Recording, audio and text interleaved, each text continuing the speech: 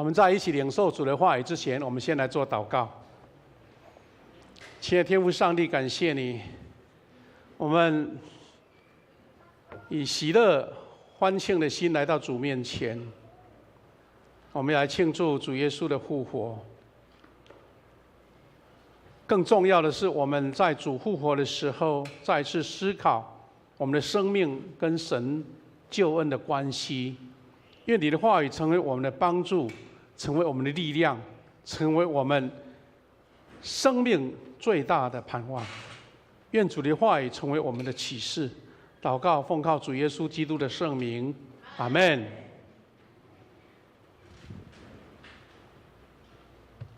这个遥控器，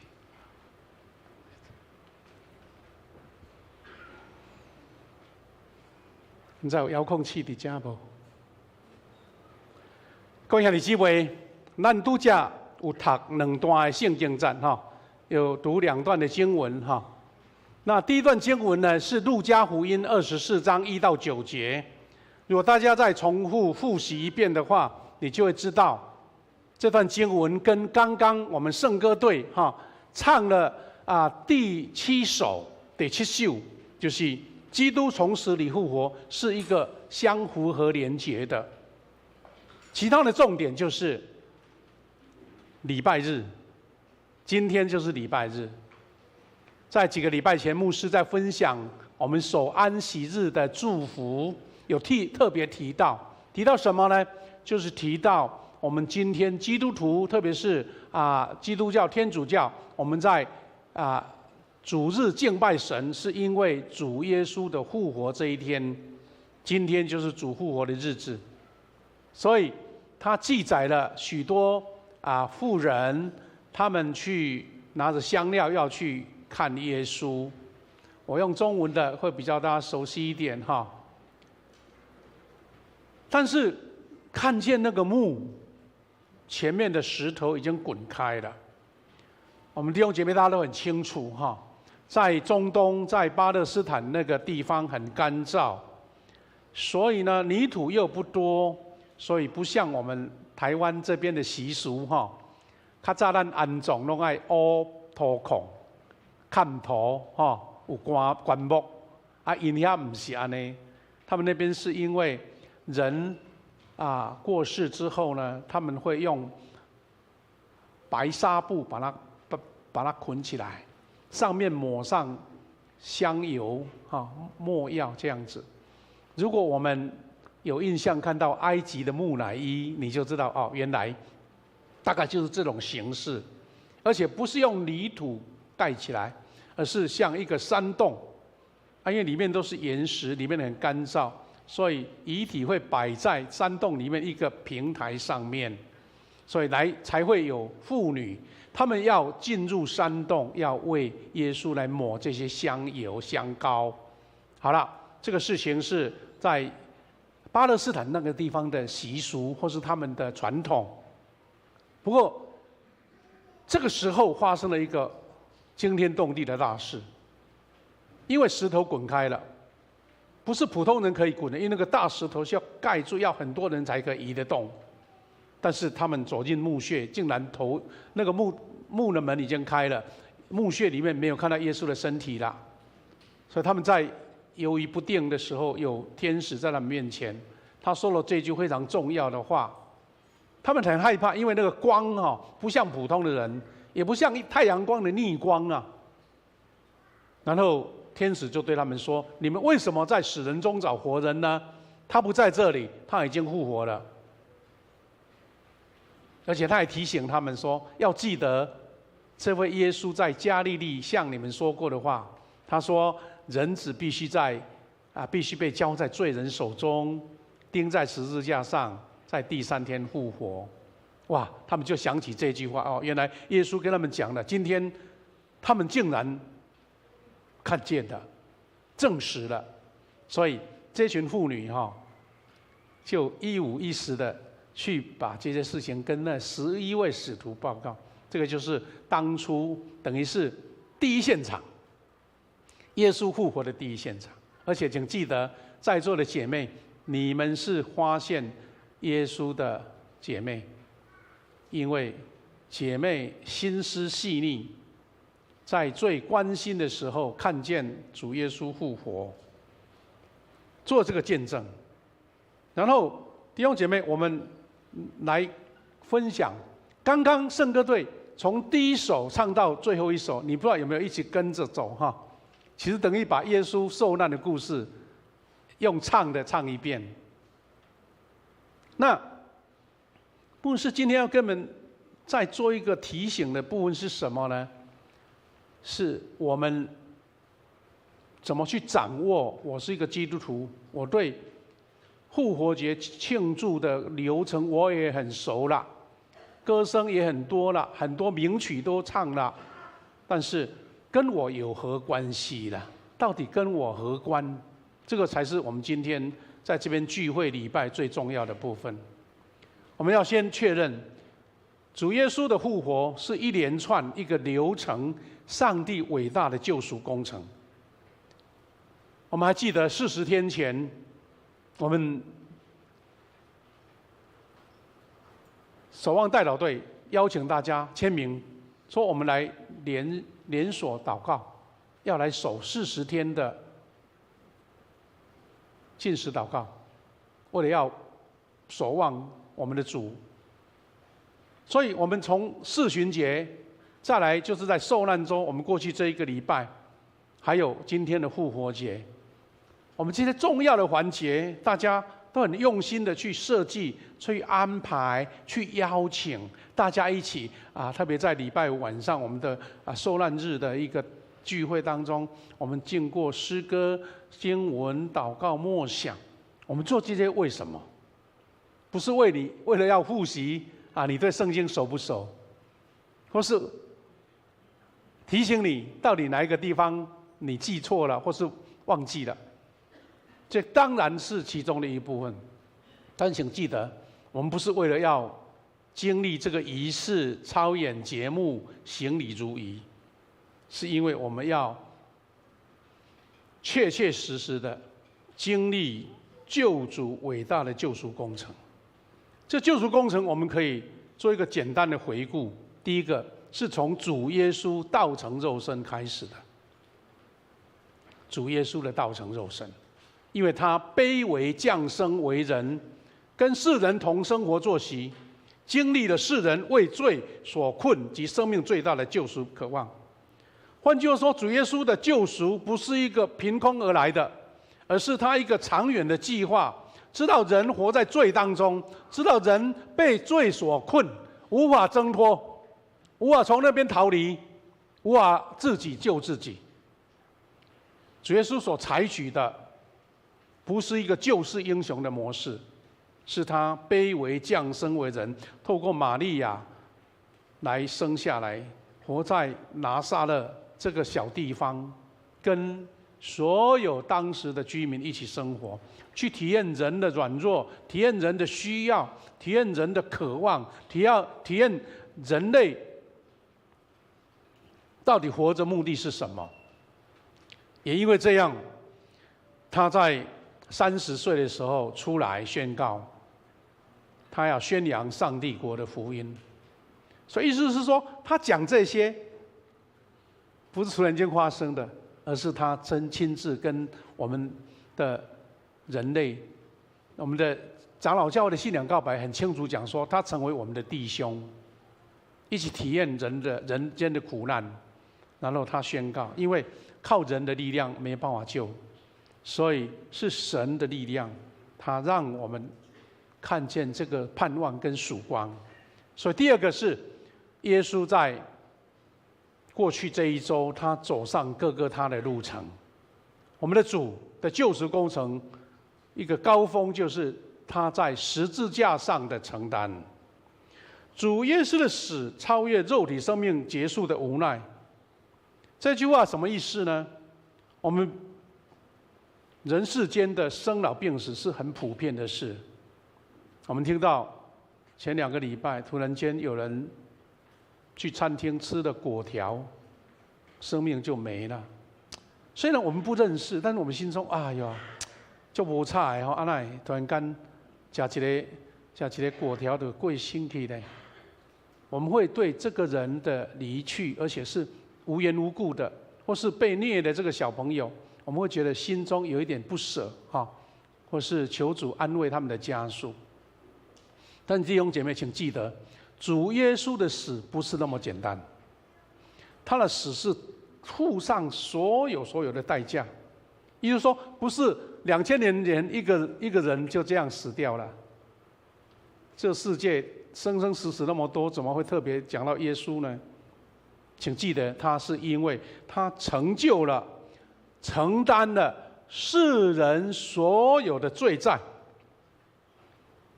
他把这些世人所遇到所有的无奈、困境、捆绑、罪恶，他一手承担，把它承包起来，然后用十字架钉十字架，成了摧毁魔鬼权势的大能力。这个十字架本来是屈辱的记号，是当时罗马人他去钉那些奴隶，钉那些外邦人，他自己国家的国民唔敢钉呢，讲是讲这伤残忍嘛，家己的人唔通安尼遐尼啊严格啊，对外邦人、对那些奴隶或是那些罪犯才这样子做。我们的耶稣就是被钉在当时最残酷的刑罚当中。这刑罚从人来讲是何等的难堪，但是请记得，我说耶稣的死，他是把所有一切的罪恶、黑暗、一切魔鬼的权势全部打包，然后一次解决。这个就是我们今天为什么要来庆祝复活节的原因。所以，主复活带来的生命的改变，因为主耶稣的荣耀复活带给人类追求生命、丰盛生命最大的确据。也就是说，人类有很多的追求嘛，有很多的圣人呐，讲出很多智慧的话语，大家听得非常的有道理。好，但是只有主的复活，让我们追求的这一些有一个实质的确据，就是讲，其他讲的拢是你家己来啦。圣人甲你教安尼，有什么好的路要行拢真好，但是你也家己去解决。只有咱的主耶稣，以各我将咱人类的困境、人类的追求、盼望，要脱离这个罪的枷锁，耶稣用复活来供应了，得到一个确据。所以脱离罪的捆绑，领取生命永恒的盼望。所以这个是何等大的救恩呐！主耶稣荣耀的复活，它不是一个历史事件，或是一个感到非常惊异奇妙的一个奇迹而已。因为这个奇迹，这个生命一直跟你有关。所以基督徒跟复活的生命有什么关系呢？弟兄姐妹，到底基督活在我里面是什么意义啊？耶稣复活好，2000年前发生了，他上天了，那跟我有什么关系？我们基督徒要常常做思考：耶稣到底有没有住在我里面？他有没有影响到我？还是我行礼如仪，来这边听圣歌队唱美好的诗歌，乐团美好的音乐，然后享受一个非常棒的复活节聚会，那就过了。我又回到原来的地方，跟我没有什么关系。你要时时去确认主耶稣这个复活的生命是不是在你里面？那你怎么去把握？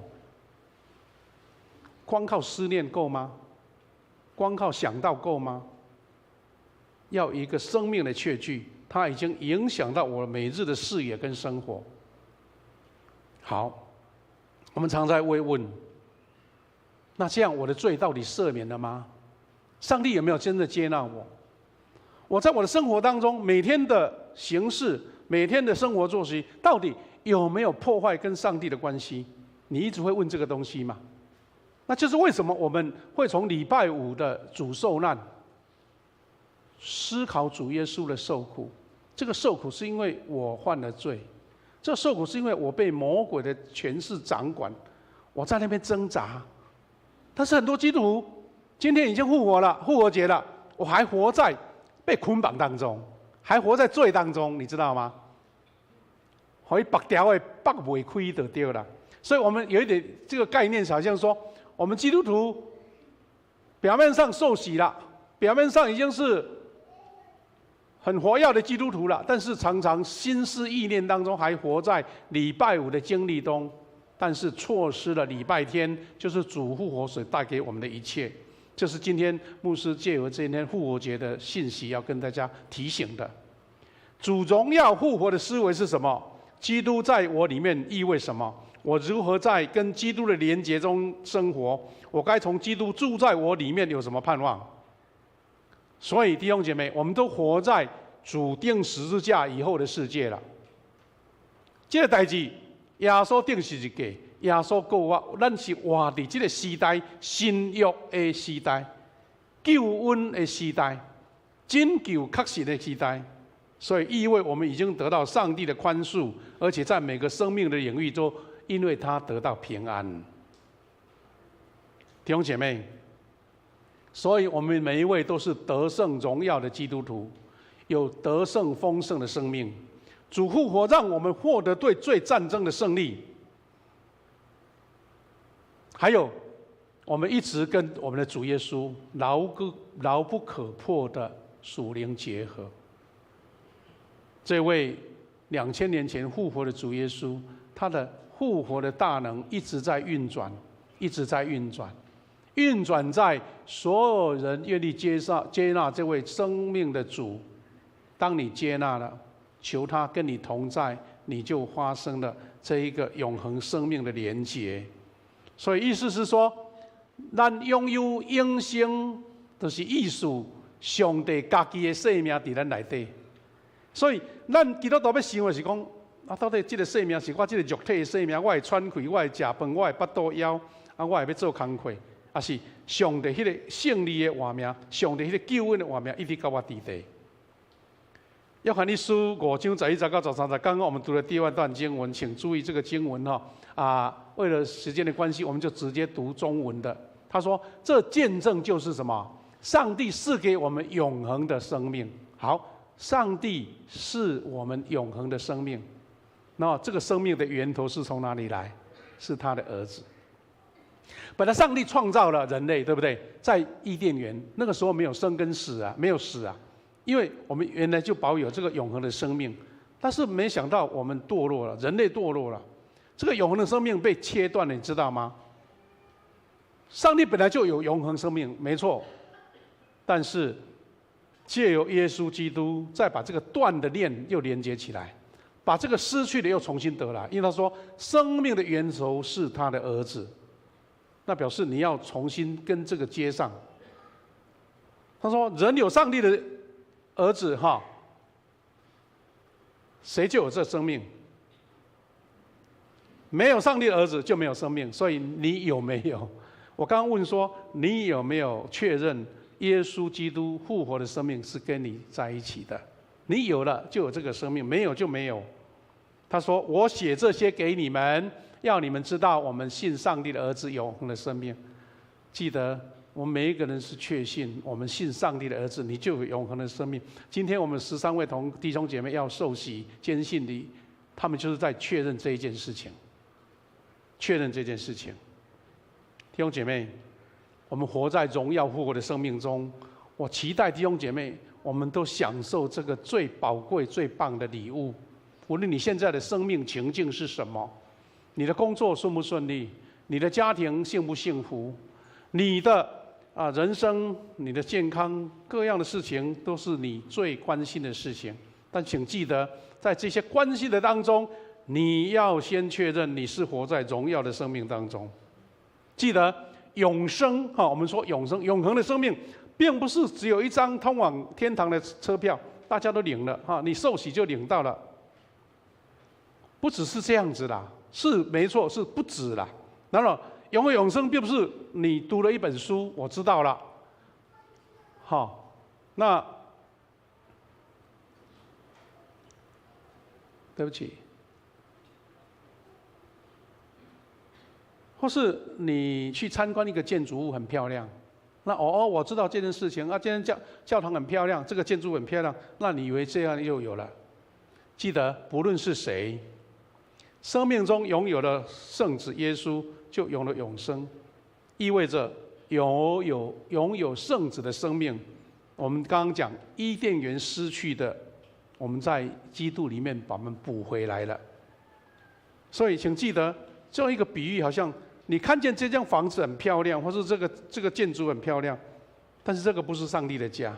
请记得，家就是你，上帝的家就是你的生命，上帝的家就是你这个身体，这个属灵的身体。因为上帝说，我们有主的生命，我们才真正是活着的。感谢主。基督徒有一个跟世人不同的这俗语的称呼了哈。一般的人，他们有一次生两次死，什么意思呢？生命生下来，小孩子生下来，但是两次死是肉体的死，还有灵魂的死，因为他们没有盼望。从社会一般的人，无信主的人，有一摆生两摆死啦。但是基督徒无同款，迄话是倒变的。基督徒是两次生一次死，啊，你听有意思无？两摆生一摆死，啊，一般的人是迄个一摆生两摆死安尼。啊，这是好像有一种话语的一个回转呐，意思是讲基督徒两摆生，一摆是恁妈妈生你的时阵，一摆是你受洗顶头生，两摆生。啊，所以都唔免两摆死啊。我的肉体会死，没错，几岁了，年老了，退化了，生病了，我离开了，但是没有第二次死，因为灵魂永远活着。所以基督徒你要确信，你是两次生，两个生日。但只有一次死，不要第二次的死。所以弟兄姐妹，体验永生不在书面的知识，知道圣经故事人物，哇，你读得很熟，这边还不够。你知道这个世界有很多大学研究所专门研究圣经，知识是比牧师外深的，原文读啊滚瓜烂熟，但是他们的目的是什么？为了批判，为了挑战。到底这些是真的还是假的？他可以很熟，圣经很熟，但是并没有生命。所以重点是像耶稣所说的，在约翰福音5章39到40节说：“你们查考圣经，因为你们以为内中有永生，给我做见证的就是这经。”好，加龙对哦。但后边这句怎么说？然而你们不肯到我这里来得生命。啊，迄实足可惜的。伊种头前我拢有啊，我基督徒嘛做啊，读圣经一年读一摆。做礼拜无欠息，家拢有啊。但是你们不肯到我这里来。今天复活节，我邀请弟兄姐妹，你要到主里面。你懂多少圣经很好，恭喜你。但请记得，我要在主里面得生命。许多犹太人不接受耶稣了，你知道？现在我们到耶路撒冷，我们到那个以色列去旅游你不能随便拿十字架出来啊！迄犹太人会跟你磕头脚的，特别去那个哭墙的时候，你袂使显示你是基督徒为什么？他们从旧约时代读圣经比咱较熬啊，但是他们就不接受啊，不接受耶稣啊，懂那么多有什么用？迄经学书啦，法利赛人啊。要跟你辩论圣经，你哪辩得赢伊嘞？所以知道书里面有什么和认识作者很不同。知道书里面写什么，跟认识这个作者，作者是谁？就是我们的主。这个圣经的作者才重要啊！你不是认识圣经里面的知识，而是你要认识圣经。圣经最终目标不是成为家里面不会成为你是一个专家啦，而是在你接受了天父上帝。所以为什么我们会学到讲一位姊妹还是一个兄弟，伊唔捌字，对吧？伊唔捌字啊，伊圣经读啊无啊，但是伊就是单纯的接受，是主啊，你就是我的主。这款人给我福气，知唔知？啊，免去跟你辩，啊，免去你论，伊都我单纯的接受。所以一个单纯的信仰是何等重要。我们最怕就是知识越多，离开神越远。所以约翰福音17章3节说：“认识你是唯一的真神，并且认识你所差来的耶稣基督，这是永恒的生命。”基督徒能不能拥有最好的启示，意识到你能在在生命里面时刻容纳基督的每一个特质？罗马书5章5节说：“上帝赐给我们圣灵，将上帝的爱浇灌在我们心里。”关键到了，我们说我知道嘛，圣经也认识了。耶稣复活的故事我都知道嘛，但是请记得，求圣灵将耶稣复活的生命进到你的里面。他说：“这个盼望不至于落空，因为上帝借着他赐给我们圣灵，以把他的爱浇灌在我们心里了。”弟兄姐妹，复活的基督他存在就是在你里面，充满能力，无所不包，他就是你所需要的一切。意思是说，你世间有很多好追求的，哇，世间足多好物要让你追求，但是唔通忘记你把耶稣基督的追求做你的优先，因为你拥有了耶稣基督，其他的就不缺了。因为他说无所不包嘛，他是你所需要的一切嘛。4章19节他说：“我的上帝会照他荣耀的丰富，通过基督耶稣来满足你所有的需要。”重点是你愿不愿意接受，你信不信？信了，你就在主里面得着这个最重要的应许。好，那上帝借着主的复活，第一个，在基督里赐下各样属灵的福气。意思说，主复活，他在基督里面把一切的福气都赐给你了。以弗所1章3节说：“感谢我们的主耶稣基督的父上帝，因为他借着基督把天上各样属灵的福气赐给我们，被赐活了，借着我们的主。”第二个，他将关乎生命和敬虔的事赐给我们。彼得后书1章3节说：“上帝的神能将把我们过敬虔的生活一切赐给了我们。这恩赐是借着认识那位呼召我们来分享他自己荣耀和善德的上帝所得的。”意思就是说，我们要求神让我们得到这个敬虔的能力，跟主连结的能力。弟兄姐妹，期待我们今天借由领受了圣歌队乐团这一个非常美好的圣乐，把耶稣从受苦到复活一个完整的学习，透过那个美好的音符，也透过牧师再一次提醒你，我们确信耶稣基督复活的生命是在你里面，你把这个当成你最优先的追求，你的生活次序就要被改变，你的生命观念就要被改变，你的所有的价值观要被改变，而且一无所缺。世界人是讲无用气气，无用气气安尼吼，无用到唔知到尾底无用啥货，得到啥货拢唔知。但有人就是单纯的渴慕，像玛利亚渴慕主，渴慕主的话语，然后一切都顺顺利利、平平安安。弟兄姐妹，一起来勉励，在复活节及日后的每一天，要为你因着复活的耶稣基督而赐予的一切献上欢呼跟赞美。所以，期待每个礼拜天就看见你来欢呼主的复活。为什么邀请你来做礼拜？不是为了一个仪式或是一个教会需要多少人来参加，而是因为这个复活的生命，每一个礼拜重新演练一次，重新确认一次，重新欢庆一次，重新领受一次。我们等下要领受圣餐，就在见证主耶稣，他将自己的生命施舍给我们，我们一起来领受。我们先来祷告，然后要先做坚信礼跟受洗。亲爱的天父上帝，感谢你，这是美好何等奇妙复活的大能在我们当中。